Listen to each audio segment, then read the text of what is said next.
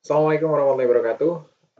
Kita kali ini akan bahas lebih lanjut tentang employees roles in services. Jadi ini sebenarnya adalah salah satu bagian dari role yang ada di service ya. Yang pertama kita akan membahas di bagian ini tentang employee dan bagian berikutnya nanti terkait dengan customer gitu. Jadi kita akan melihat bagaimana dua bagian tersebut atau dua peran tersebut dalam sebuah service, ketika service itu diberikan dalam sebuah service delivery itu memiliki perannya masing-masing dan seberapa penting sebenarnya peran dari masing-masing bagian tersebut terhadap service itu sendiri. Oke, kita lanjutkan. Nah, dari sini kita mungkin berangkat dari sebuah notion atau sebuah quote ya yang sebenarnya impactful banget bahwa employees are the service and the brand gitu ya. Jadi kita emang mulai dari sini, ini hal yang sangat basic sebenarnya ya. Cuman ini sekali lagi ini sebenarnya quote ya. Ini hal yang populer di luaran sana di lapangan dan itu memang banyak dipahami oleh orang-orang yang bergerak di bidang service bahwa memang employees atau orang-orang yang bekerja untuk sebuah perusahaan provider itu adalah service. Mereka itu adalah servisnya sendiri dan mereka itu juga merupakan brand gitu ya. Kenapa kita bisa nyebut setajam itu ya sampai sampai setajam itu? Bukankah di sebuah service itu ada banyak faktor, ada banyak elemen yang mendukung sebuah service ya. Misalnya kayak yang kita bahas sebelumnya itu physical evidence gitu. Kita ngomong kemarin bahwa physical evidence itu juga penting, penting banget, role-nya sangat krusial bagi sebuah service gitu. Cuman di sini kita kok mengatakan bahwa employee itu malah seolah-olah segalanya gitu ya, bahwa employees ini adalah service itu sendiri atau brand itu sendiri gitu. Nah, nanti mungkin akan ada penjelasan, beberapa penjelasan yang lebih detail terkait hal ini. Kenapa kita bisa memahami bahwa service ini bahwa employees ini memiliki peranan yang sangat vital bagi sebuah organisasi di penyedia jasa gitu ya. Sebelum kita lanjutin pembahasan kita tentang employee ya, mungkin sebelumnya kita juga harus paham tentang apa yang disebut dengan service culture. Service culture ini budaya di sebuah perusahaan yang mana di setiap perusahaan pasti memiliki budaya yang berbeda-beda gitu ya. Budaya mereka juga macam-macam, bervariasi banget, tergantung dari banyak hal, tergantung dari pimpinan, tergantung dari visi dan misi sebuah perusahaan, tergantung dari di mana mereka didirikan gitu ya. Perusahaan yang sama, misalnya perusahaan teknologi yang didirikan di India dan didirikan di Silicon Valley, mungkin akan punya pendekatan yang berbeda, punya culture yang bisa jadi benar-benar berbeda gitu ya.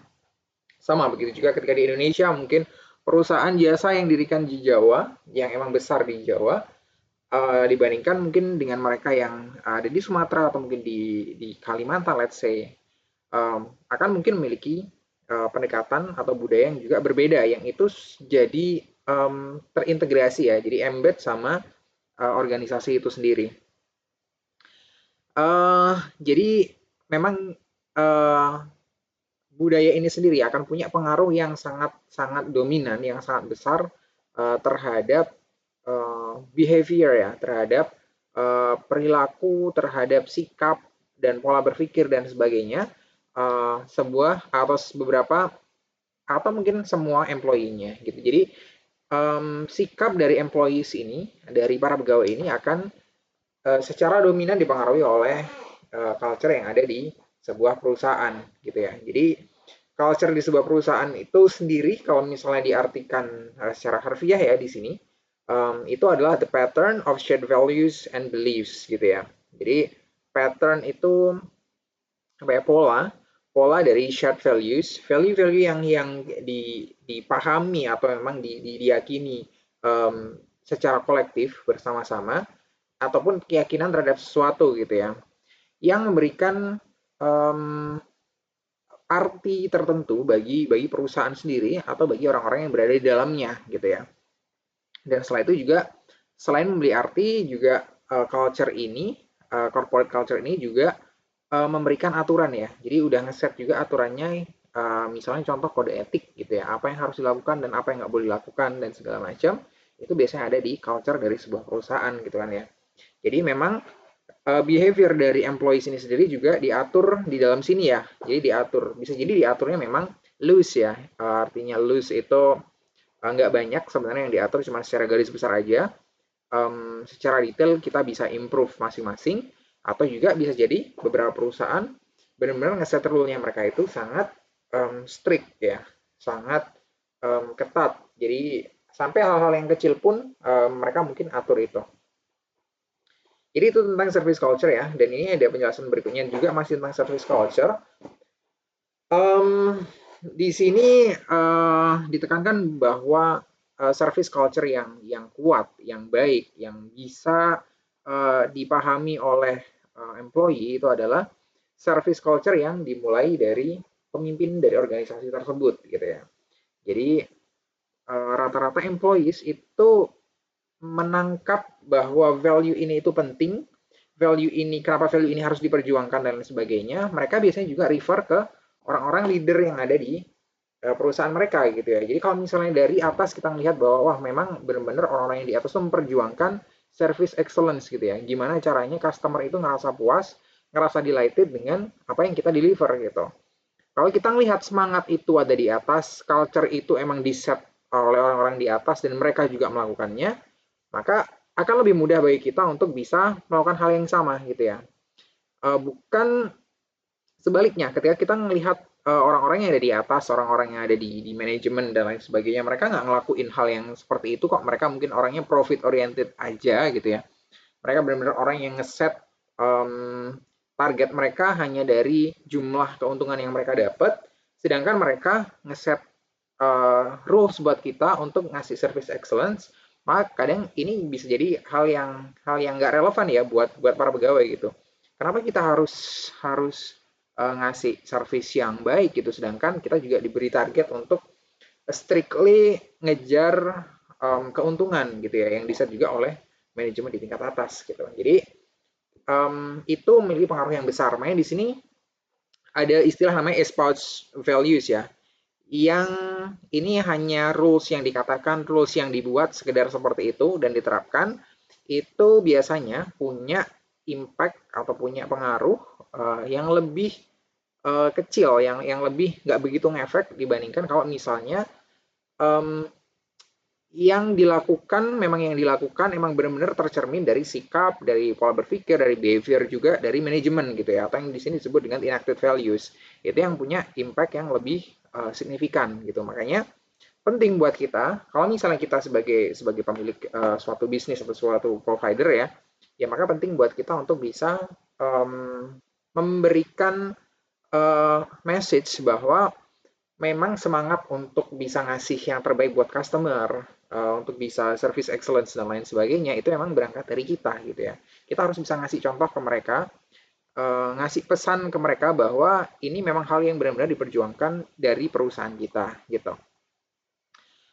Kemudian juga di sini disebutin sebenarnya faktor-faktor yang harus dipertimbangkan untuk membuat atau membentuk suatu service culture itu banyak banget gitu ya. Seperti tadi saya sebutin kan di awal, sedikit ya, beberapa aja. Jadi faktor-faktor yang pengaruh service culture ini akan banyak sekali gitu. Mulai dari tempatnya di mana, misalnya masyarakat lingkungan sekitar gitu ya, surroundingsnya kayak gimana.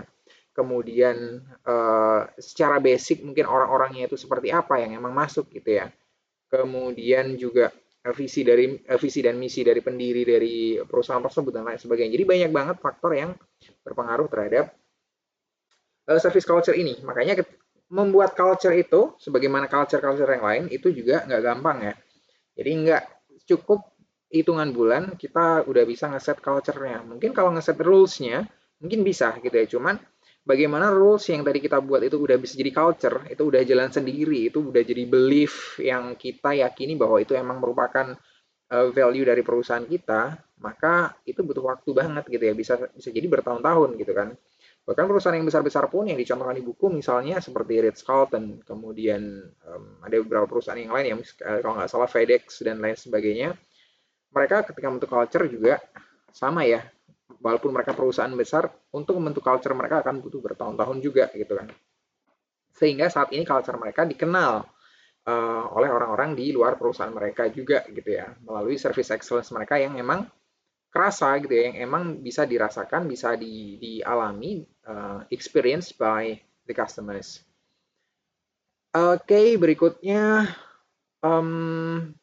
ini juga ketika misalnya culture ini kita seumpama kita perusahaan yang besar dan kita pengen ngebawa culture ini ke jangkauan yang lebih luas, misalnya ke negara lain gitu ya, kita udah masuk global marketing gitu kan, kita udah misalnya masuk ke pasar-pasar baru daerah ASEAN, seperti contohnya kayak Gojek kemarin ya, Gojek masuk ke Vietnam, kemudian Gojek juga masuk ke Singapura gitu ya, baru-baru, nggak baru amat sih ya, mungkin tahun lalu kalau nggak salah, atau mungkin 2 tahun yang lalu.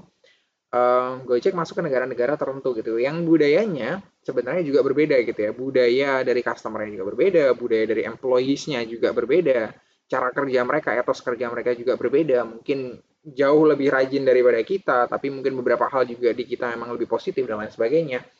Hal-hal tersebut pasti harus dipertimbangkan gitu ya. Makanya banyak banget faktor yang harus dipertimbangkan gitu. Jadi nggak serta-merta ketika budaya kita udah settled di lokasi tertentu, di tempat kita memulai bisnis kita misalnya di Indonesia, lalu kita bawa ini keluar, maka semuanya itu bisa berjalan dengan smooth gitu.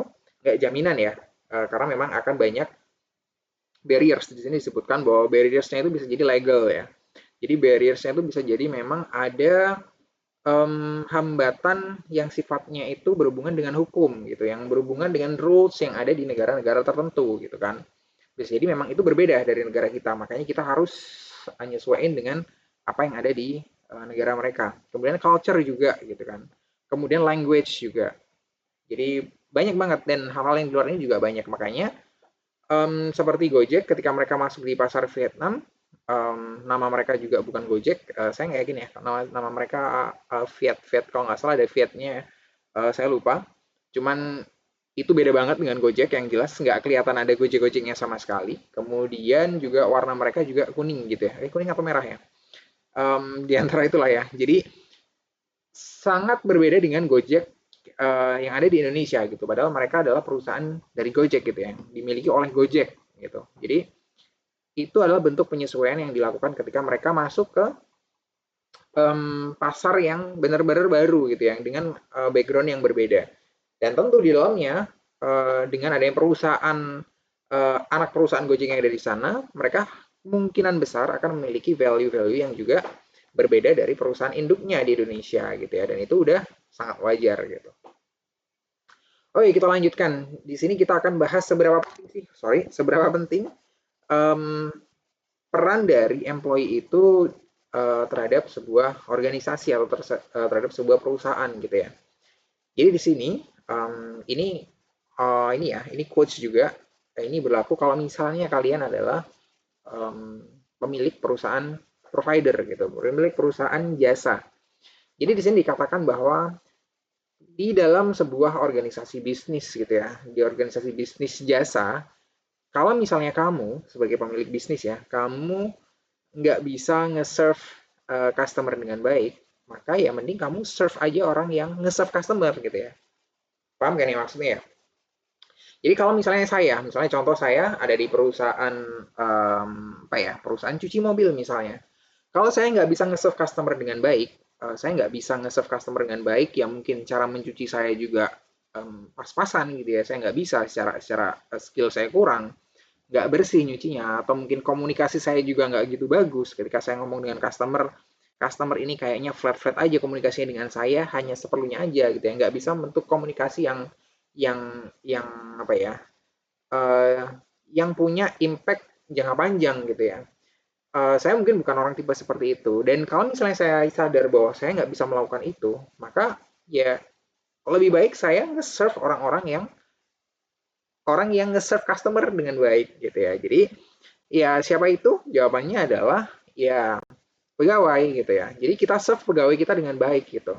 Dengan harapan ketika mereka kita serve dengan baik, mereka juga akan memberikan pelayanan yang baik juga terhadap customer gitu ya. Ketika pegawai kita ngerti tentang value-value yang sampai ke mereka, yang kita sampaikan ke mereka dengan cara yang baik, dengan cara yang seperti misalnya tadi teladan, atau mungkin dari segi apa ya, nanti mungkin hubungannya dengan insentif dan lain sebagainya, hal tersebut bisa kita deliver dengan baik dan employees merasa nyaman, merasa puas bekerja di tempat kita, maka akan besar kemungkinan bahwa mereka bisa reflect juga value yang mereka pahami dan mereka yakini atau belief tadi ya, itu customer juga gitu ya. Jadi yang dimaksud di sini adalah seperti itu.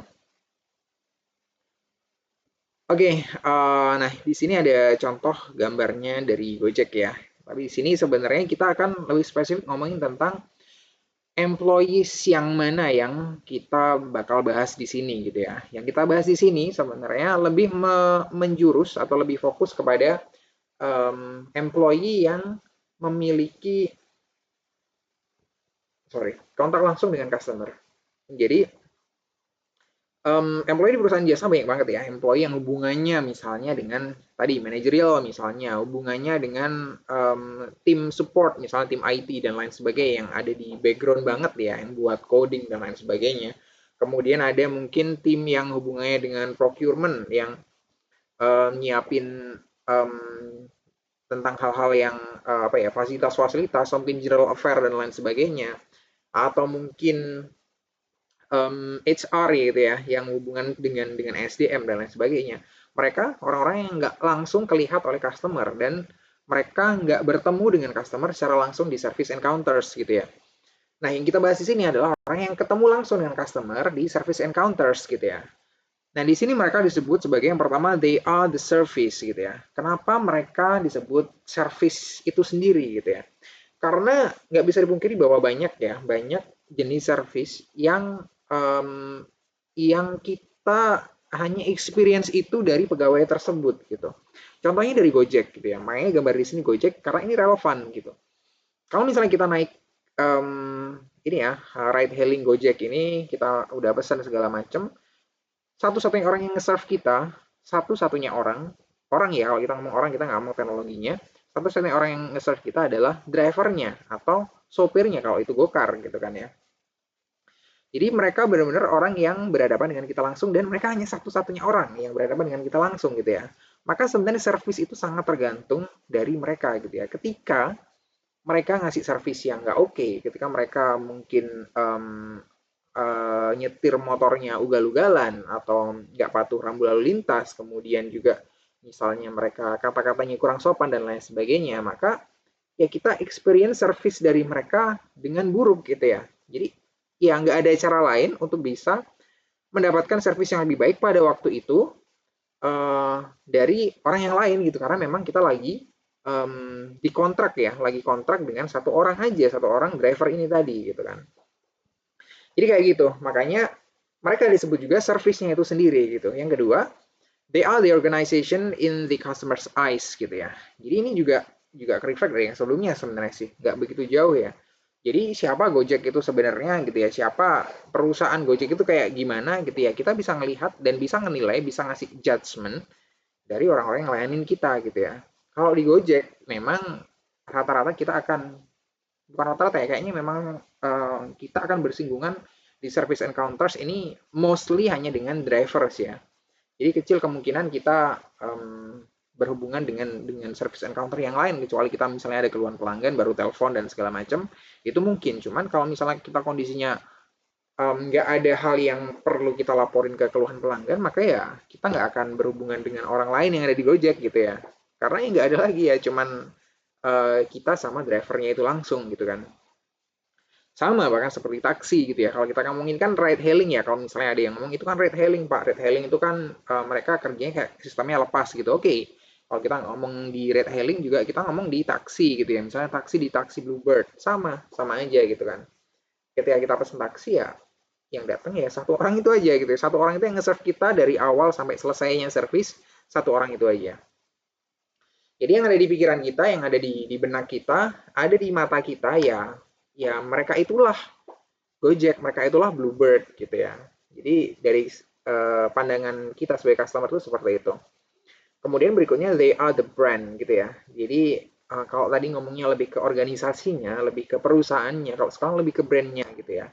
Jadi emang agak beririsan agak banyak sih, agak-agak besar irisannya antara brand sama perusahaan ini gitu. Apalagi kalau misalnya seperti ini ya, Gojek sama kalau perusahaannya kan namanya bukan Gojek ya, perusahaannya namanya PT Karya Anak Bangsa. Jadi kalau yang sebelumnya kita lebih ngomong ke organisasinya, berarti PT Karya Anak Bangsanya, di mereka itu kayak gimana dan segala macam. Nah, kalau yang they are the brand, ya brand mereka apa? Ya Gojek ini gitu kan. Gojek itu kayak gimana sih? Ya tergantung dari orang yang punya pengalaman dengan driver-driver Gojek ini tadi gitu. Kalau misalnya ada orang yang punya pengalaman, misalnya saya ketika naik Gojek misalnya, contoh nggak pernah seneng gitu ya, mesti ada aja masalah gitu drivernya itu. Ada yang drivernya jemputnya telat banget, ada yang nggak ramah, ada yang nyetirnya ugal-ugalan dan segala macam.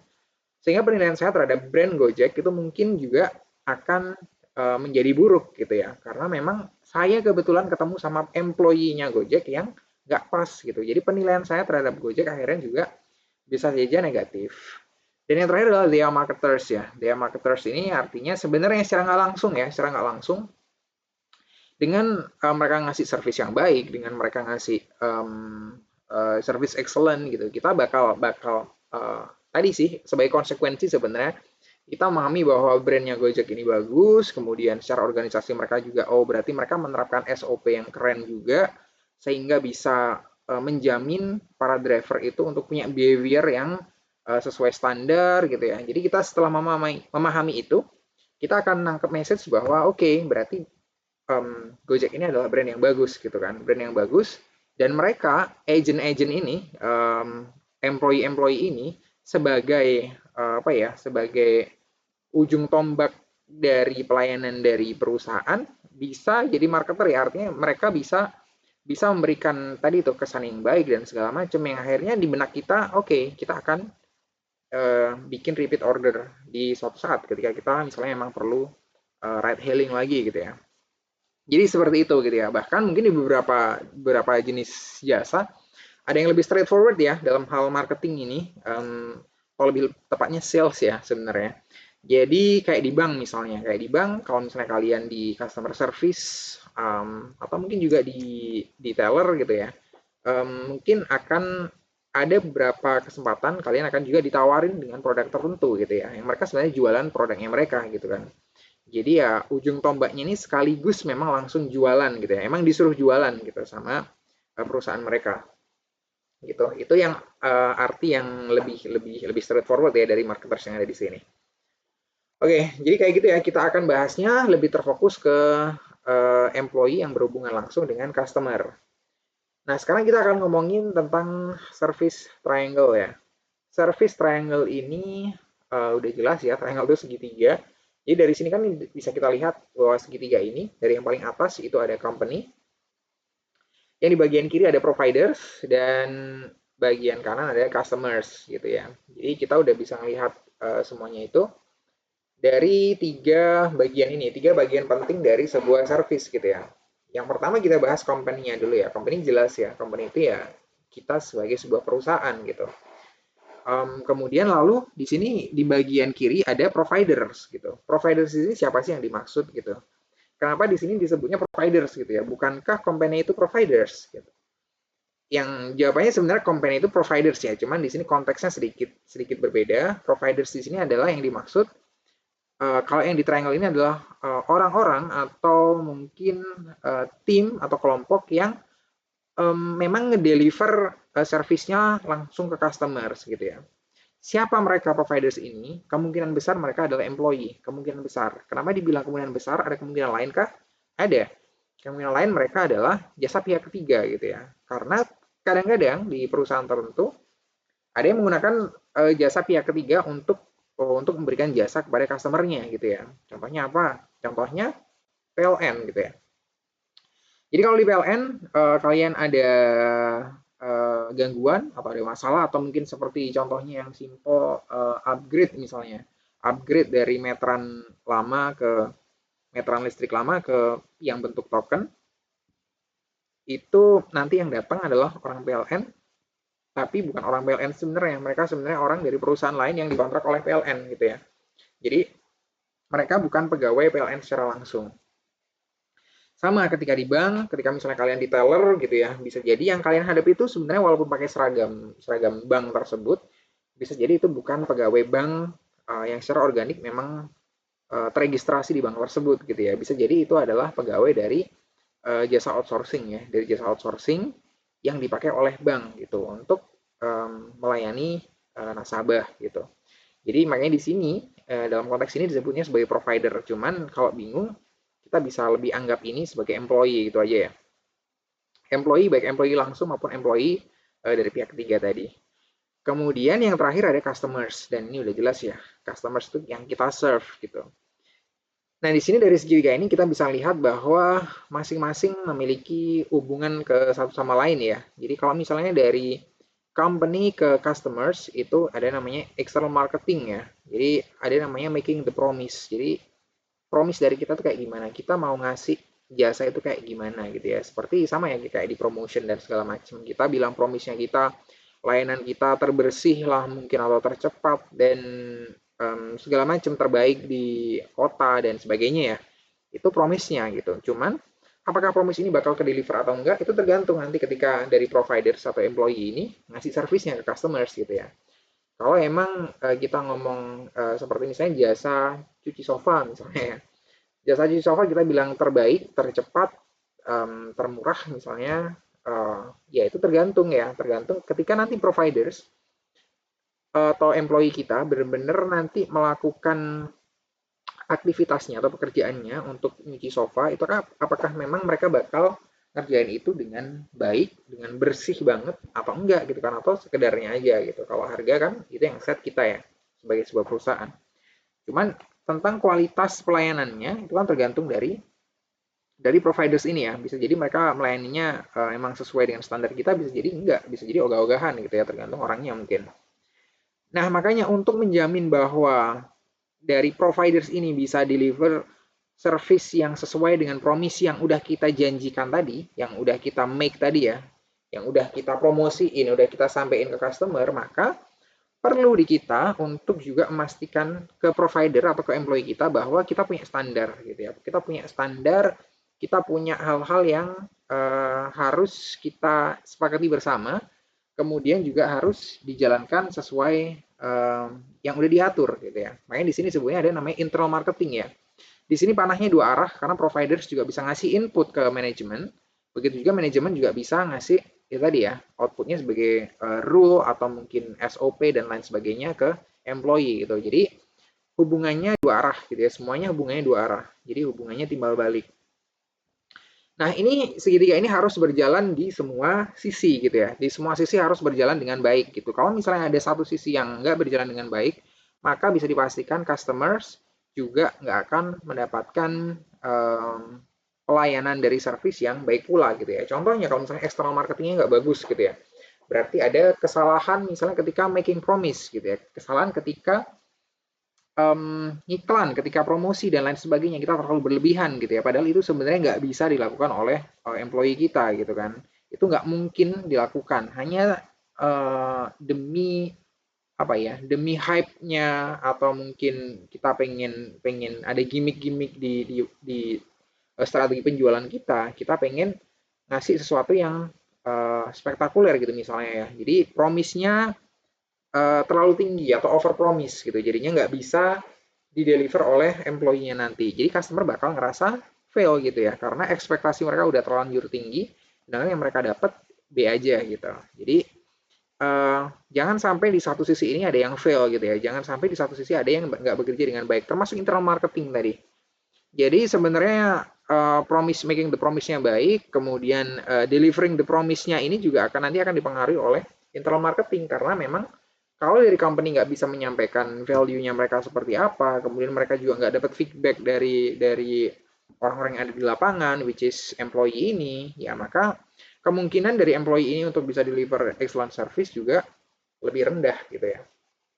Makanya dari semua faktor yang ada di service triangle ini harus berjalan dengan baik ya, semuanya, nggak terkecuali gitu, nggak ada ampun untuk satu faktor pun yang bisa fail gitu ya, untuk bisa ngasih um, pelayanan yang terbaik untuk customer kita. Dan yang berikutnya kita ngomong tentang service profit chain ya. Gimana caranya atau gimana ceritanya dari internal service quality ini bisa jadi sesuatu yang bernilai finansial ya. Jadi revenue growth dan profitability ya. Jadi dari mana jalannya? Sesuatu yang kita berikan secara internal ke employee kita itu bisa ngefek nanti ke keuntungan yang kita dapat di akhir gitu ya. Jadi prosesnya memang nggak simple ya, prosesnya memang butuh proses, butuh butuh waktu juga gitu ya. Dan ada banyak banyak aspek yang terlibat di sini. Yang pertama kalau misalnya kita baca dari profit chain, service profit chain ini, yang pertama itu adalah internal service quality ya. Internal service quality yaitu service yang kita berikan ke employee gitu kan. Yang ada hubungannya tadi dengan internal marketing tadi ya. Ini yang sifatnya internal. Nah, ini kalau di internal service quality adalah tujuannya untuk membuat employee itu satisfied gitu ya. Employee satisfied, jadi kan banyak banget ya yang bisa membuat employee itu satisfied. Karena juga banyak faktor yang bisa membuat employee itu juga merasa puas gitu. Dan faktor ini nggak hanya tentang uang ya. Sekali lagi, ketika kita ngomong internal service quality, nggak selalu ini dihubungkan dengan finansial gitu ya. Oke, kalau gitu kita kasih mereka gaji yang gede, mereka bakal bisa kerja dengan baik. Enggak, itu bukan jaminan gitu ya. Bukan jaminan. Betapa kalau misalnya kita lihat misalnya di perusahaan jasa yang ada di luar sana yang kita mungkin udah sering lihat ya, perusahaan seperti Google misalnya contoh gitu kan. Saya yakin nggak ada dari kita yang belum pernah melihat foto dari kantornya Google. Ini kebetulan saya nggak siapin itu ya. Cuman kalian bisa, kalau misalnya emang belum pernah, langsung coba, langsung googling gitu ya. Kantornya Google itu kayak gimana? Baik yang di Jakarta, baik yang di Singapura, atau misalnya di US sana, kalian bisa cek gitu. Bahwa kantor mereka itu kantor yang nyaman banget gitu ya. Kantornya yang nyediain fasilitas-fasilitas agar employee ini ngerasa nyaman ketika di kantor, nyaman ketika bekerja gitu ya. Jam kerja mereka juga fleksibel dan lain sebagainya. Jadi banyak fasilitas itu yang disesuaikan dengan ekspektasi dari employee itu sendiri gitu ya. Jadi untuk bisa membuat mereka satisfied sama ya dengan konsep service marketing, kita harus ngerti dari ekspektasi dari employee itu sendiri. Mereka pengennya apa sih gitu. Jadi kan kalau anak milenial nih rata-rata ya, di benak mereka itu pengen tempat kerja yang tadi seperti kayak Google gitu ya, tempat kerja yang cozy gitu ya, yang kita bisa di situ bisa makan snack suka-suka, bisa main suka-suka kapanpun gitu ya. Jam kerja kita fleksibel gitu ya. Atau mungkin bahkan tempat kerjanya juga fleksibel, nggak harus tiap hari ngantor misalnya contoh. Kemudian juga mereka pengen sesuatu yang mereka terlibat dan mereka bikin impact gitu ya. Jadi sering kalau misalnya nanya ke milenial itu kan, apa sih yang kamu harapkan gitu ya? Saya pengen bikin impact untuk negara saya, untuk masyarakat saya pengen memberikan impact yang positif buat bla bla bla gitu ya. Nah itu harus kita cater ya, harus kita tampung dan itu ekspektasi mereka gitu ya. Jadi sebisa mungkin kita juga bisa memberikan internal service yang sesuai dengan apa yang mereka harapkan gitu, sehingga nanti mereka bakal satisfied gitu ya. Sama ketika misalnya tadi kayak di Google, karena mereka kan generasi pekerjanya kan rata-rata emang generasi milenial gitu ya, orang-orang yang masih muda-muda. Jadinya itu tadi kantornya mereka pun jadi seperti itu gitu ya. Dan itu nggak hanya di Google, sekarang udah termasuk kantornya Gojek dan segala macam, tentang perusahaan startup teknologi, pendekatannya sudah menggunakan pendekatan yang seperti itu karena memang menyesuaikan dari kebutuhan dari employee-nya masing-masing gitu ya. Jadi sekali lagi jangan beranggapan bahwa gaji besar itu bakal membuat employee satisfied, belum tentu gitu ya. Karena ada banyak faktor ketika bekerja di sebuah perusahaan gitu ya, seperti tekanan tekanan kerjanya, kemudian timnya seperti apa, nyaman atau enggak, hubungan di dalamnya kayak gimana, hubungan sosialnya. Eh, Banyak di dalam sebuah sebuah kantor ya. Saya kira kalian juga udah belajar hal tersebut di MSDM ya, di manajemen sumber daya manusia. Oke, kita lanjutkan. Nah, ini pengaruhnya adalah employee satisfaction ini ke employee retention dan employee productivity gitu kan, yang bakal meningkat juga gitu kan pastinya. Dengan mereka ngerasa satisfied, produktivitas mereka diharapkan semakin tinggi gitu ya, dengan selalu refresh ketika di kantor seperti kantornya Google dan Gojek tadi. Diharapkan mereka ya udah, kalau mereka mau refreshing mereka nggak perlu keluar gitu kan, mereka mau main PS5 gitu ya, PS4, PS5, mereka mau ngegame, mereka mau main apa ya, snooker itu, pool ya, table apa sih, bola sodok ya. Jadi kalau mereka mau main kayak gitu dan jenis permainan lainnya pun, mereka mau istirahat sebentar di kapsul gitu ya, di tempat tidur yang kayak kapsul gitu, mereka juga bisa lakukan di situ gitu ya. Jadi semua itu istirahatnya mereka, breaknya mereka bisa mereka lakukan di tempat yang nggak terlalu jauh dari kursi kerja mereka gitu ya. Sehingga ketika mereka udah selesai dengan urusan istirahatnya, dengan urusan breaknya tadi, refreshing, dengan urusan misalnya makan minum juga, ya udah mereka langsung balik ke tempat kerja dan mereka udah refresh gitu ya, udah bisa melanjutin lagi, produktivitas mereka jadi bisa naik gitu ya. Nah beda kalau misalnya ekspektasi mereka seperti itu tapi kita nggak menyediakan itu di tempat kerjanya ya. Jadi mereka ketika misalnya harus refreshing, mereka harus nunggu nanti, misalnya nunggu nanti malam, kayak oke, saya nunggu nanti malam aja, sehingga nanti pas udah jam kantor mereka pulangnya cepet-cepet gitu ya, pulangnya cepet-cepet, buat segera tadi refreshing segala macam, atau mungkin nge-gym dan segala macam. Nah itu akan ini ya, akan menghambat produktivitas juga ya. Dan ini sebenarnya tergantung dari employee yang lagi kita pekerjakan gitu. Kalau memang mereka generasi milenial, emang rata-rata emang seperti itu. Tapi ya nggak semuanya. Tapi kita harus bisa perhatikan ekspektasi dari employee kita dengan baik, gitu ya. Kuncinya di situ. Kemudian di sini ada external service value ya. Sebagai konsekuensinya kita akan punya external service value yang positif juga, yang juga represent service value yang ada di internal perusahaan tadi ya. Jadi ketika kita ngerti bahwa kita dekat, ya ngerasa dekat misalnya dengan CEO, dengan manajemen, dengan perusahaan, kita ngerti concernnya di perusahaan itu apa, visinya kayak gimana, pengen customer kayak gimana, kemudian itu juga sama dengan apa yang kita rasain juga gitu kan, dengan value yang kita yakin juga gitu, bahwa oke, kita pengen ngasih impact yang besar buat masyarakat, kita pengen memberikan pekerjaan yang lebih banyak, misalnya contohnya kita kerja di Gojek gitu ya, kita pengen buat sesuatu yang bisa mengubah hidup lebih banyak orang gitu ya, di dalam hal yang positif gitu. Jadi contohnya seperti itu, dan ketika itu sudah tercermin dari masing-masing employee seperti itu, maka ketika mereka berhubungan dengan customer itu juga akan reflect ya, akan tampak gitu, akan evident di pelayanan mereka, sehingga pelayanan mereka juga secara eksternal, pelayanan mereka customer juga akan lebih baik gitu.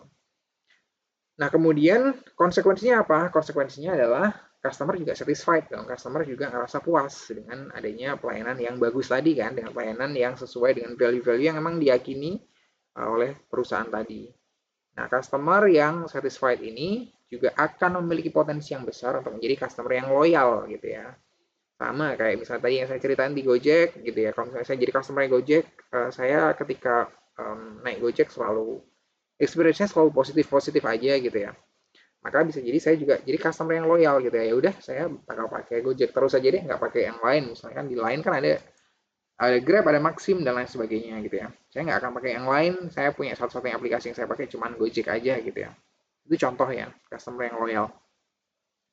Nah, loyalty ini nanti bakal jadi uang ya dalam jangka panjang gitu kan. Dalam jangka panjang akan jadi uang, jadi profitability gitu ya.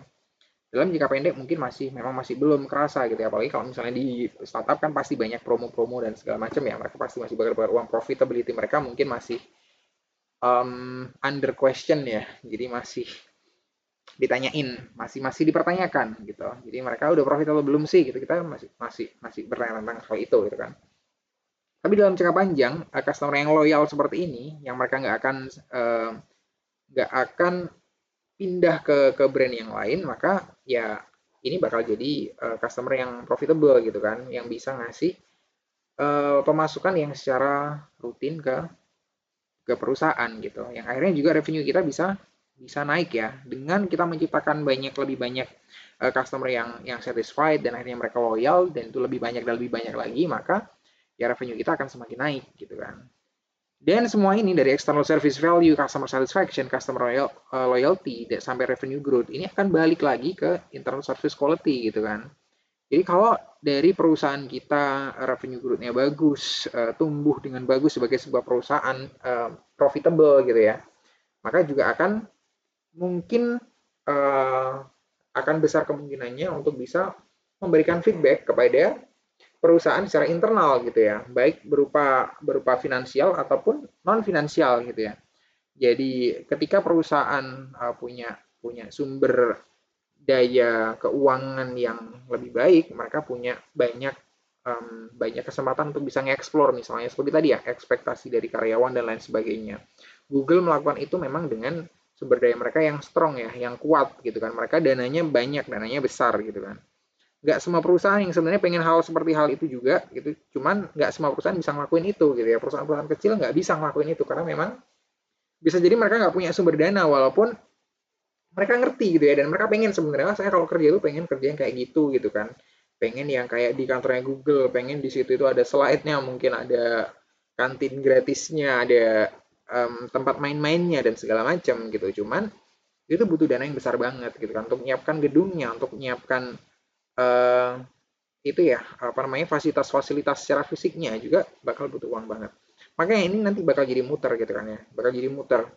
Secara keuangan juga ketika perusahaan untung lebih besar, kemungkinan juga mereka juga akan nge-share keuntungan itu buat para pegawainya juga gitu kan, berupa bonus, berupa insentif dan lain sebagainya.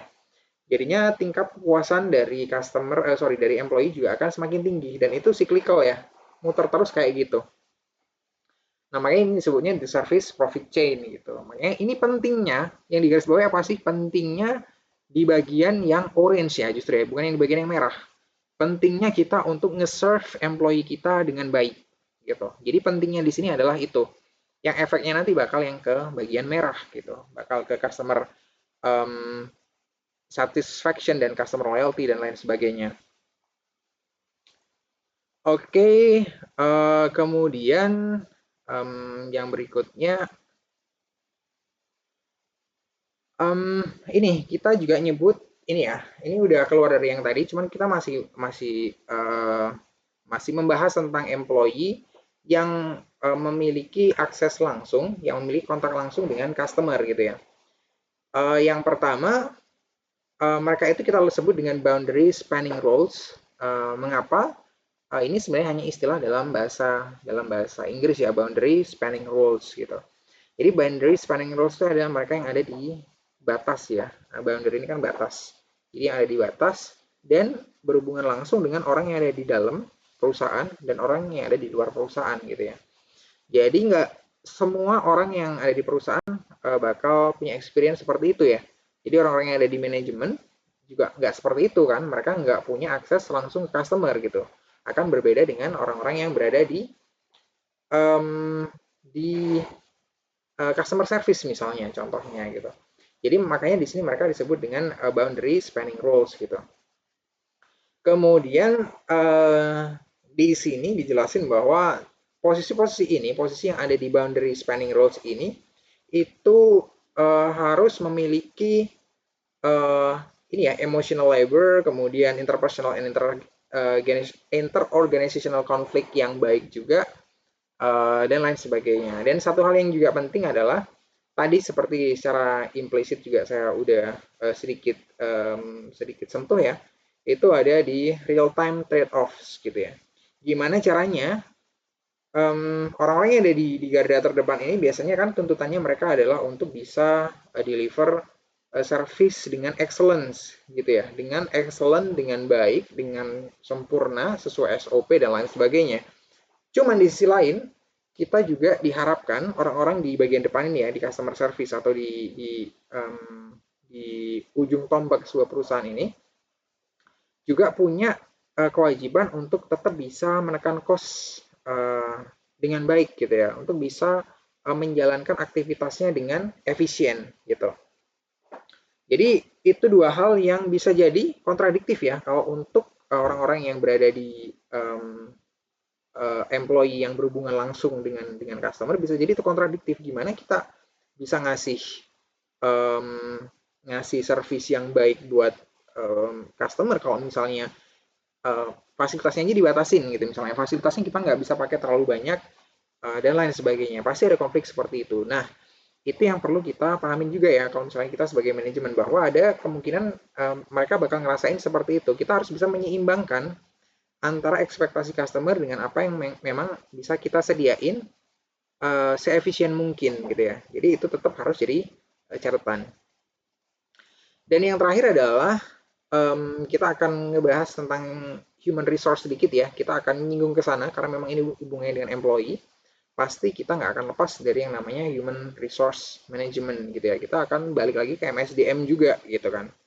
That's why kalau kita ngomong manajemen sebenarnya ini bukan disiplin ilmu yang terpisah-pisah ya. Karenanya kita um, harus paham juga tentang strategi dari sebuah perusahaan. Karena strategi itu efeknya, impact-nya juga luas banget dari berbagai macam disiplin ilmu manajemen yang udah kita pelajarin. Salah satunya marketing. Ini memang bahasan utama kita. Tapi di sisi lain juga ada MSDM, juga ada operation yang ada hubungannya dengan operation juga gitu kan. Kalau misalnya kita adalah perusahaan teknologi contohnya, maka service marketing ini akan sangat berhubungan dengan operationnya gitu kan, dengan back office-nya, dengan apa ya, dengan aktivitas-aktivitas yang dilakukan di belakang layar gitu. Nah, kalau di sini kita akan sedikit bahas yang berhubungan dengan MSDM ya, karena kita sekali lagi kita ngomongin tentang employee, yang mereka adalah SDM dari sebuah perusahaan.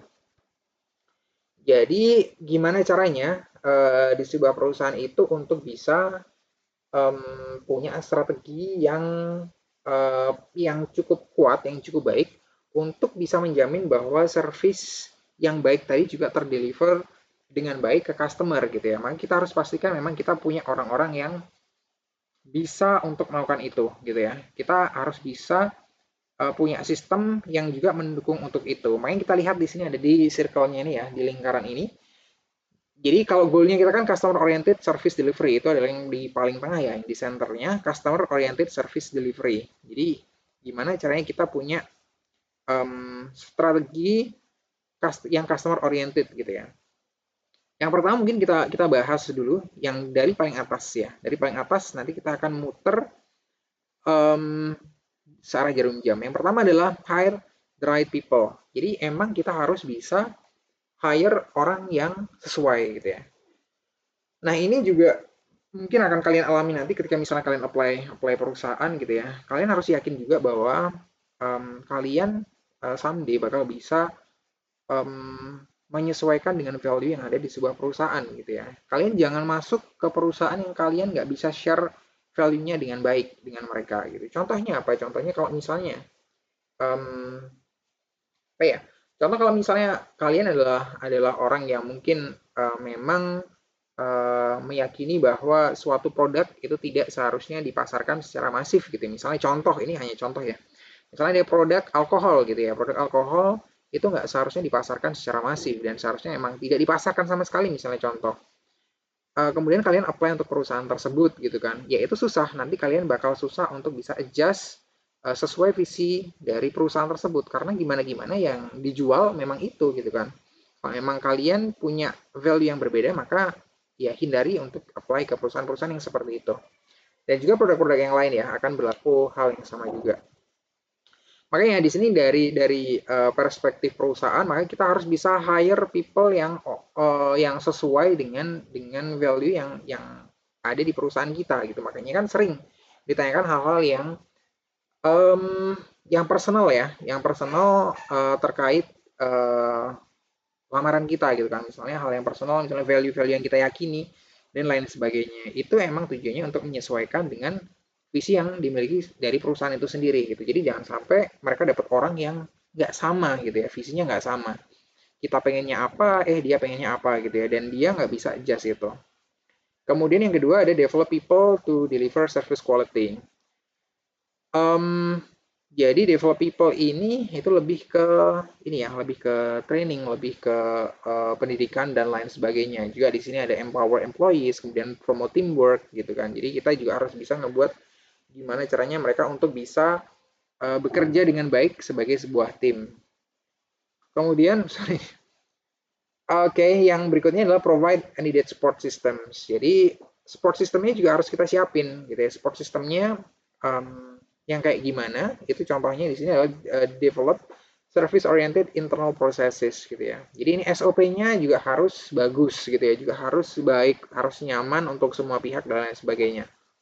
Kemudian provide supportive technology and equipment. Nah, kalau kita memang harus menggunakan teknologi dan peralatan-peralatan tertentu ya kita siapkan memang yang sesuai yang sesuai ekspektasi dari masing-masing employee gitu ya. Jadi memang contoh kalau misalnya teknologi mereka bekerja misalnya di dunia kreatif gitu ya, misalnya di dunia kreatif, let's say periklanan gitu, mereka harus ngedesain sesuatu pakai software-software tertentu misalnya Adobe, misalnya Adobe Illustrator, Adobe Premiere dan lain sebagainya. Ya pastikan kalau komputer di tempat kalian harus support itu gitu kan. Pastikan komputer kalian ya setidaknya eh, pakai Intel i5 kayak atau Ryzen 5, Ryzen 7 dan lain sebagainya gitu ya. Jadi jangan sampai komputer tahun jebot gitu ya, komputer yang jadul-jadul banget itu yang kita pakai. Kemudian measure internal service quality gitu ya. Jadi tetap harus diukur dan dievaluasi ya. Dan yang terakhir ada namanya retain the best people. Jadi kita udah dapet nih orang yang tadi itu, orang yang tadi kita hire itu kita udah dapetin orangnya baik gitu ya, sesuai bagus. Kita udah develop dia, udah dia dapat training yang bagus, kemudian dia dapat itu ya promotion yang bagus juga, dia ada posisi yang di posisi yang bagus. Kemudian kita support system untuk dia juga udah kita jor-joran kasih ya, apapun yang dia butuhin. Dia butuh MacBook, oke kita kasih MacBook. Dia butuh apa, kita kasih sesuai dengan ekspektasi dia misalnya. Dan kita mampu untuk itu ya. Dan yang terakhir adalah yang nggak boleh kelolosan adalah retain the best people. Jadi jangan sampai orang yang baik ini tadi, orang yang udah kita andalkan tadi ini, orang yang tepat, kemudian dia bisa deliver dengan baik, itu harus kita pertahankan gitu ya. Jangan sampai dia lepas dari perusahaan kita. Caranya adalah ya tadi ada reward ya. Jadi reward untuk strong service performers gitu. Itu hal kalau misalnya dalam hal reward ya. Jadi reward ini bisa bisa bernilai uang juga bisa yang lainnya juga gitu kan. Kemudian juga kita harus nge-treat mereka sebagai customers juga gitu. Bahwa mereka sebenarnya memang customer ya. Kalau kita ngomong tentang internal marketing ya mereka customer juga gitu kan. Jadi gimana kita juga bisa nge-treat mereka dengan baik gitu kan. Jadi dengan baik, nggak asal-asalan, nggak seolah-olah saya yang lebih kita yang mereka yang lebih butuh kita daripada sebaliknya gitu. Jadi kemudian yang terakhir adalah include employees in the company's vision gitu. Jadi libatkan mereka ke visi dari sebuah perusahaan. Ini untuk memastikan bahwa mereka nggak kayak robot ya. Jadi nggak kita udah nentuin A, B, C, D, E gitu, kita kasih ke dia konsepnya, atau mungkin udah jadi rule-nya dan jadi segala macam ya, kita udah kasihkan ke dia, ini tolong dilakukan A, B, C, D, E gitu ya. Atau mungkin kita ada perubahan visi nih, visinya kita sekarang kayak gini. Jangan seperti itu, libatkan dia di um, ini ya di pembentukan atau di desain dari visi yang kita buat untuk masa depan dan lain sebagainya. Jadi dia merasa terlibat dan itu memberikan message ke dia juga bahwa oke, aku orang yang penting di sini dan aku orang yang punya andil, punya decision making juga di sini, punya apa ya, punya bargaining position yang strong gitu kan. Tapi aku juga memang emang yang nentuin perusahaan ini juga mau kemana juga gitu. Jadi itu penting ya. Jadi dia punya rasa untuk memiliki juga di sini. Jadi dia nggak hanya merasa dimiliki tapi juga merasa memiliki dan itu penting. Nah tapi secara umum ini ada di domainnya MSDM ya. Jadi itu yang bisa kita bahas sekedar seperti itu. Secara umum memang lebih detail hal-hal yang tadi kita bahas ya, yang sekilas tadi dari yang ada di lingkaran bagian luar itu semuanya akan dipelajari akan atau mungkin udah kalian pelajari di MSDM. Jadi karena domainnya MSDM maka kalian akan dapat yang lebih lebih detail di sana ya. Jadi itu cuma sekilas dan itu adalah di sini letak salah satu letak irisan dari MSDM dengan marketing ya. Dan kira-kira itu aja dari yang udah saya sampaikan. Jadi um, gampang ya ditangkapnya karena memang kita lagi bahas employees dan itu bisa jadi kita sebagai employee, bisa jadi kita sebagai orang yang pekerjakan as company ya, misalnya kita jadi direkturnya atau pemilik sebuah usaha dan lain sebagainya. Jadi yang penting kita yakin bahwa employee ini adalah salah satu aset yang sangat berharga gitu ya. Jangan kita menganggap mereka hanya sebagai kayak tadi yang saya sebutin kayak robot gitu ya. Jadi ya asal aja gitu toh mereka yang butuh kita kok. Kalaupun employee ini udah keluar, yang lainnya ngantri untuk daftar masih banyak. Jangan perlakukan seperti itu gitu ya. Tapi dikembangin kalau bisa orang-orang yang udah ada di tempat kita dan emang sesuai itu dikembangin ya. Jadi lebih bagus lagi, service-nya mereka lebih excellent lagi. Jadi nanti juga akhirnya sesuai tadi ya, sesuai yang ada di chain tadi, akhirnya mereka bakal buat customer satisfied, kita juga keuntungannya meningkat, yang akhirnya muter lagi balik ke kita lagi. Jadi kira-kira itu aja yang dapat saya bahas di sesi kali ini. Semoga bisa dipahami dengan baik. Mohon maaf kalau ada kesalahan. Um, Thank you atas perhatian semuanya. Wassalamualaikum warahmatullahi wabarakatuh.